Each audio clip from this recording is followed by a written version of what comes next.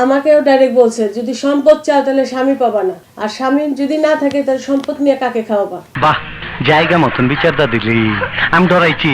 বাংলা সিনেমার ভয়ঙ্কর খলনায়ক ডিপজল সেই সিনেমার প্রতিচ্ছবি যেন বাস্তবে নিজের বোনদের হুমকি দিয়ে বলেন সম্পত্তির ভাগ নিলে স্বামী হারাবি, আর স্বামী হারালে সম্পত্তি নিয়ে কাকে খাওয়াবি। ও বাস্তব খলনায়ক, ইয়ে তো ফিল্মও খলনায়ক।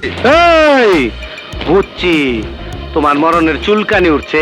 অভিনেতা মনোয়ার হোসেন ডিপজল 3 বোনের পৈতৃক সম্পত্তি নিয়ে চলমান বিরোধের প্রসঙ্গে তাদের ভাইদের বিরুদ্ধে বঞ্চনা ও হুমকির অভিযোগ করেছেন। তারা দাবি করেন ডিপজল সহ ভাইরা পরিবারের সম্পত্তি বেশিরভাগ অংশ নিজেদের দখলে রেখেছে এবং বোনদের ন্যায্য অধিকার থেকে বঞ্চিত করেছেন।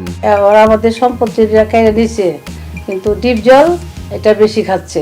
ডিপজলের বড় বোন নূরজাহান বেগম লায়লা জানান, বাবা মারা যাওয়ার প্রায় 40 বছর পার হলেও তারা এখনো পৈতৃক সম্পত্তির ন্যায্য হিসাব পাননি। তবে অভিযোগ ভাইরা সম্পত্তির সিংহভাগ ভোগ করছেন, অথচ তাদের কোনো দাবি দেওয়া গুরুত্ব দেওয়া হয়নি।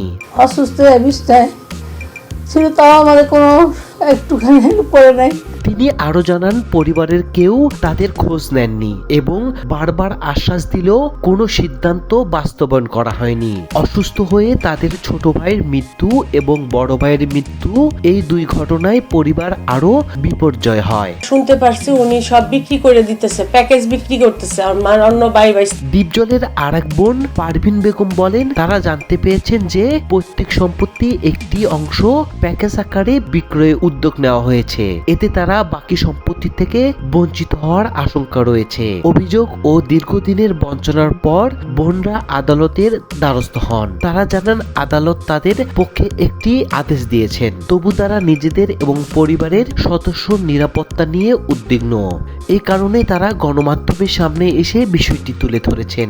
এই যে দেশবাসীর কাছে সবাই জানুক। তবে ডিপজল এক ফেসবুক পোস্টে বোনদের এসব অভিযোগ অস্বীকার করেছেন।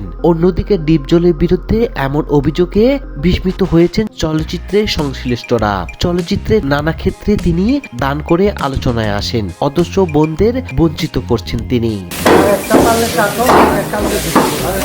তো ভিউয়ার্স, আপনার কাছে কি মনে হয়, ডিপজল কি তাদের বোনদেরকে ঠকিয়েছে, নাকি বোনেরা তাদের ন্যায্য হিসাব থেকে বঞ্চিত হচ্ছে?